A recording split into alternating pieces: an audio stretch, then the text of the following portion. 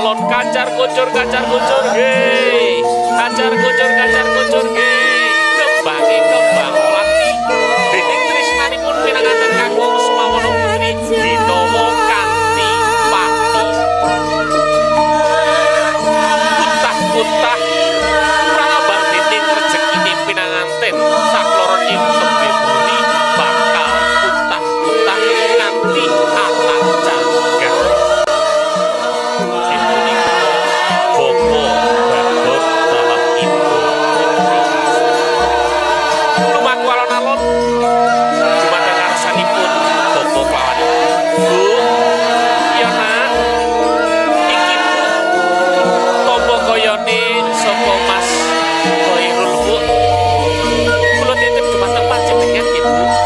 tak tapani yo menitipi awak muga rezeki orang nganti tek lemes jumes ayo tak garok barok nganti kampung simur iso rezekimu iku rezeki sing barokah iso nyelengi iso dikowo kulon marang Mekah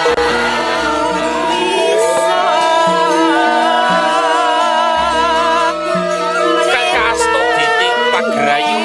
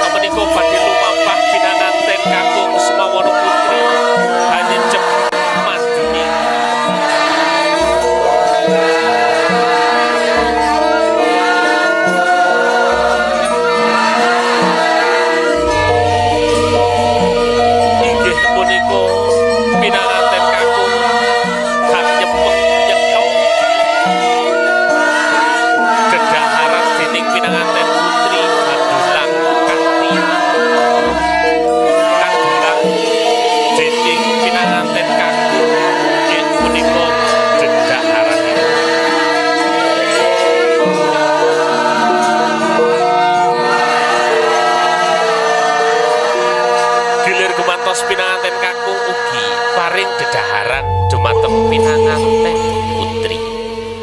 alon-alon enak pancene didulang nang bojone dhewe kemanten lawas padha ngiler kepengin didulang engko didulang anak-anake ya sapungkur nyung pinanganten kakung Semawana Putri sampun handhahar kembul kalajengaken kanthi sesarengan handulang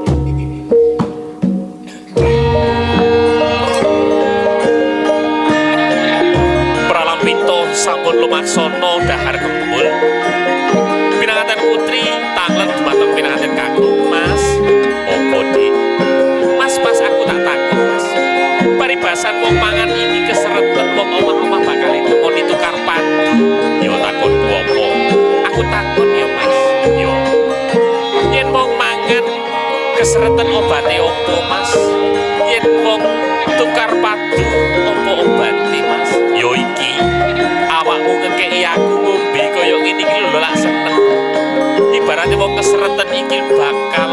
lega ning lega ning aku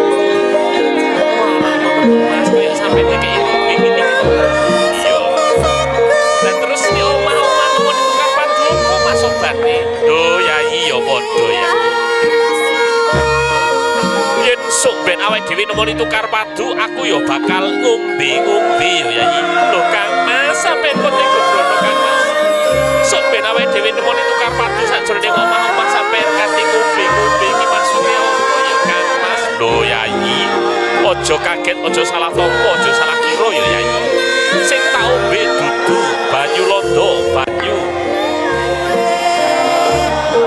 sakpungkurnya kalajengaken dening